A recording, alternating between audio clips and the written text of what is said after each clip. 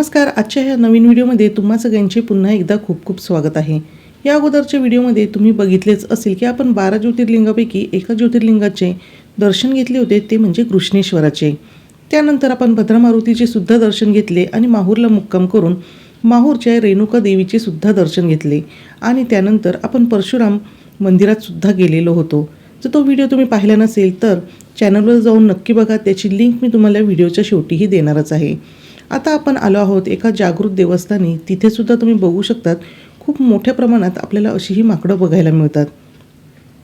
माहूरगडावरच असलेले श्री दत्त महाराजांचे हे मंदिर आहे. अतिशय सुंदर असे हे मंदिर आहे आणि हे जागृत देवस्थान असे मानले जाते.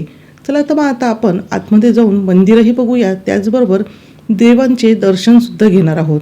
तर आतमध्ये इथे तुम्ही बघू शकतात खूप सुंदर असं सोनेरी रंगाने हे मंदिर कलर केलेले आहे, त्यामुळे या मंदिराची शोभा अजूनच वाढते आहे. त्यानंतर इथे जे तुम्ही बघता आहे तर इथे महाराजांची गादी आहे, त्याचबरोबर इथे वेगवेगळी फोटोसुद्धा लावण्यात आलेली आहे. आणि आता इथून जो रस्ता तुम्हाला दिसतो आहे तर तो आहे दत्त महाराजांचे दर्शन घेण्यासाठीचा. तर इथे तुम्ही बघू शकता दरवाजाची जी कमान आहे तर ती पूर्णपणे चांदीची आहे आणि त्यावरचे जे नक्षीकाम आहे तर ते सुद्धा अगदी पाहण्यासारखे आहे. सर्वात वरती लावलेले होते गणपती बाप्पा आणि गणपती बाप्पाचे दर्शन घेऊन आलो आहोत, ते म्हणजे आतमध्ये श्री गुरुदत्तांच्या दर्शनासाठी. या इथे तुम्हाला एकमुखी दत्त हे बघायला मिळणार आहे. आज इथे जास्त प्रमाणात गर्दी नव्हती म्हणून अगदी निवांत असे हे गुरुदत्तांचे दर्शन आम्ही घेतले आणि त्यानंतर आता आम्ही पुन्हाच मंदिराच्या आवारात निघालो आहोत. तर लगेचच इथून बाजूनेच बाहेर निघण्यासाठीचा रस्ता आहे. आता बाहेर निघाल्यानंतर तुम्हाला इथे मी दाखवणार आहे ते म्हणजे श्री दत्तगुरूंची या ठिकाणी आहे जागृत धुनी. ही धुनी रात्रंदिवस सतत चालत असते, तर त्याचेसुद्धा आता आपण दर्शन घेऊया. आता ह्या धुनीच्याच अगदी बाजूलाच ह्या श्री गुरुदत्तांचा पलंगसुद्धा आपल्याला बघायला मिळतो, पण इथे गेट हे बंद असल्यामुळे आता मी तुम्हाला ते जाळीमधूनच ही दत्तधुनी दाखवत आहे आणि त्याचबरोबर शेजारी असलेला हा पलंगसुद्धा दाखवत आहे. तिथेच बाजूलाच लगेचच आपल्याला श्री दत्तप्रभूंची छान अशी मूर्ती बघायला मिळते आहे. त्याचेसुद्धा आता आम्ही दर्शन घेतले आणि इथून आता आम्ही निघणार आहोत ते म्हणजे मंदिराच्या आवारात असलेल्या इतर देवांच्या दर्शनासाठी. पण त्या अगोदर इथे मी तुम्हाला पुन्हा दाखवते आहे हे मंदिर अतिशय सुंदर दिसते आहे आणि याच्यावरचे सोनेरी रंगाचे रंगकाम केले आहे, त्यामुळे हे जे मंदिर आहे तर अजूनच छान दिसते आहे. आणि इथे तुम्ही बघू शकतात बाहेर जाण्याचा हा एक रस्ता आहे. या रस्त्याने सुद्धा तुम्ही मंदिराच्या बाहेर पडू शकतात. पण आता आम्हाला या मंदिराच्या आवारात असलेल्या देवांचे दर्शन घ्यायचे होते म्हणून आम्ही ज्या मार्गाने मंदिराच्या आत आलेलो होतो त्याच मार्गाने आम्ही बाहेर जाणार आहोत. तर इथे तुम्हाला वेगवेगळे घुमटाकार असे समाधी दिसत आहे. तर वेगवेगळ्या महाराजांच्या ह्या समाधी आहे आणि त्या महाराजांच्या समाधीवर इथे शंकराची पिंडही ठेवण्यात आलेली आहे. प्रत्येक समाधीवर त्या महाराजांचे नाव लिहिलेले आहे, त्याचबरोबर जीवन प्रवासाचे जे वर्ष आहे ते सुद्धा इथे लिहिण्यात आलेले आहेत. आणि सभोवार तुम्ही बघू शकतात खूप सुंदर अशी समाधी आहे आणि प्रत्येक समाधीवर शंकराची अशी छोटीशी पिंडही लावण्यात आलेली आहे. त्यानंतर मंदिराच्या आवारात असलेल्या श्री हरेहरेश्वर मंदिराचे आम्ही दर्शन घेतले. त्यातच भटक भैरवाचे सुद्धा इथे आम्हाला मंदिर पाहायला मिळालेले आहे. त्यानंतर इथे कालभैरव मंदिर आहे, त्याचे सुद्धा आम्ही इथे दर्शन घेतलेले आहे. आणि सर्वात शेवटी इथे पाहायला मिळते ते म्हणजे श्री नीलकंठेश्वर महादेव मंदिर आणि त्याचे सुद्धा आम्ही इथे दर्शन घेतलेले आहे. इथे तुम्ही बघू शकतात खूप सुंदर अशी ही पिंड इथं आपल्याला पाहायला मिळालेली आहे. आणि याचा जो मंदिराचा परिसर आहे तोही खूप छान आहे. अगदी शांत प्रसन्न असे इथले वातावरण आहे. आपण फक्त श्री दत्तप्रभूंच्या दर्शनासाठी जरी इथे गेलो तरीसुद्धा आपल्याला बाकीसुद्धा देवतांचे दर्शन इथे करायला मिळते. त्यामुळे तुम्ही जर माहूरगडावर आलात तर नक्कीच या दत्तांच्या जागृत देवस्थानाला एकदा तरी भेट द्या. त्यानंतर माझ्या मुलाने इथे शंकराच्या पिंडीवर आमच्याजवळ असलेले पाणीसुद्धा वाहिलेले आहे आणि त्याचे दर्शन घेतलेले आहे.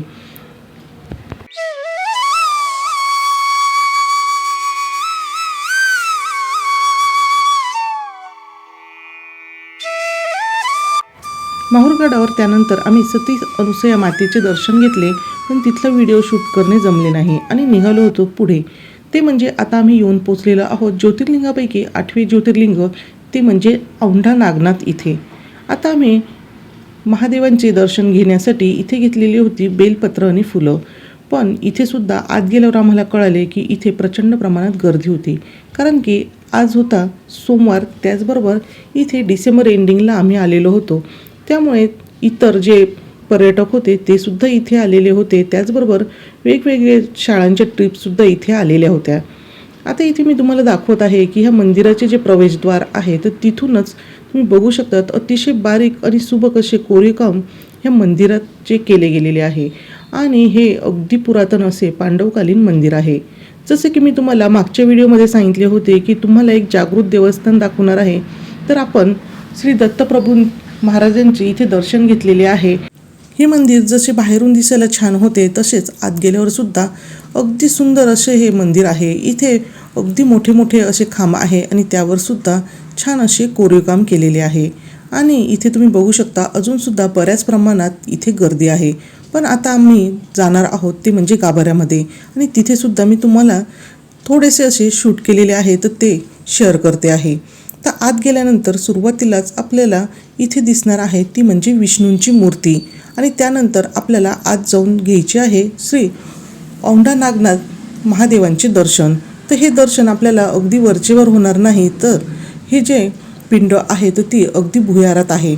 तर आपल्याला त्यासाठी एक पायरी आहे, त्याच्यावरून खाली उतरून जायचे आहे आणि ह्या भुयारी मार्गामध्ये गेल्यानंतर आपल्याला दर्शन घ्यायचे आहे. तर मला जेवढा शक्य झाला तेवढा इथे मी व्हिडिओ काढलेला आहे, तर तुम्ही इथे अंदाज लावू शकता की आतमध्ये अगदी भुयारात हे महादेवाचे कसे मंदिर आहे. आता आम्ही गाभाऱ्याच्या आत जाऊन व्यवस्थित असे महादेवांचे दर्शन घेतले. 5,500 इथं वर्षापूर्वी त्याला जंगल होतं. हा जंगलाच्या आधामध्ये, या जंगलाच्या आधामध्ये अशा भरपूर गायी राहत होत्या.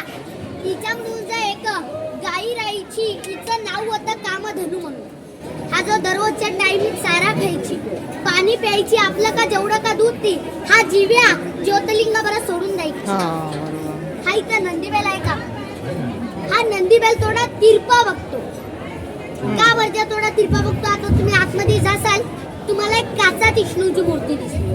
हा विष्णूची मूर्ती अशी थोडी समोर आहे, थोडा गाभारा साईडला आहे. नंदीबैल वाकून पाहतो, मधातली ज्योतिर्लिंग आहे का नाहीये. संत गुरु नामदेव महाराजांनी कीर्तन केलं, तुम्ही जे गुरुग्रंथामध्ये ऐकलं असं, शिरवळलेले देव या जगामध्ये हाती, नामदेव हाती, दूध प्यायला.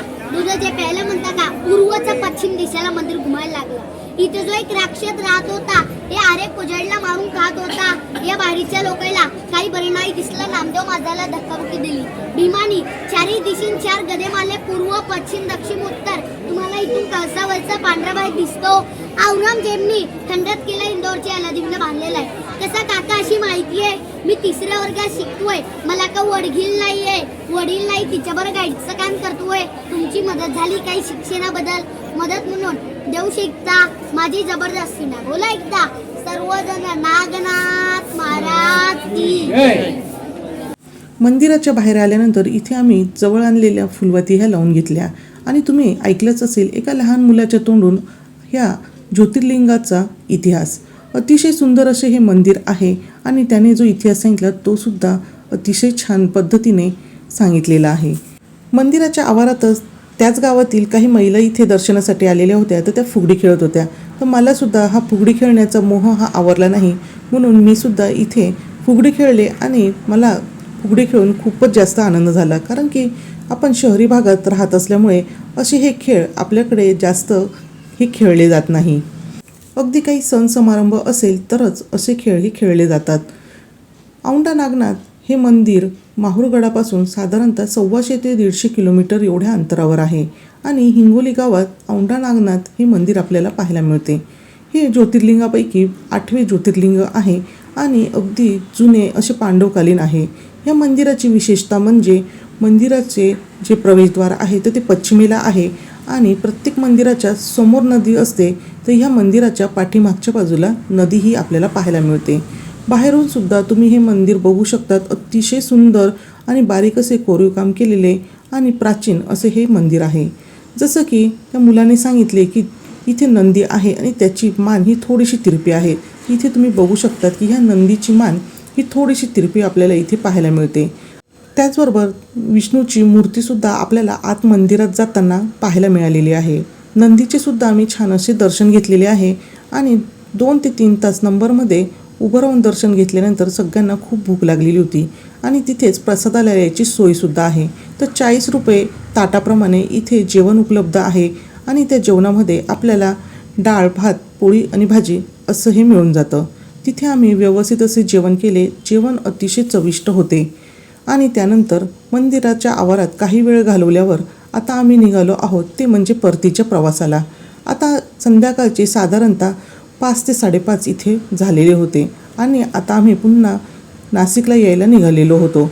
साधारणतः ही आम्ही 2 दिवसाची ट्रिप प्लॅन केलेली होती आणि 2 दिवसामध्ये आमचे कृष्णेश्वर, भद्रा मारुती, माहूरगड, त्यानंतर दत्त मंदिर आणि औंढा नागनाथ असे सगळे दर्शन झालेले होते.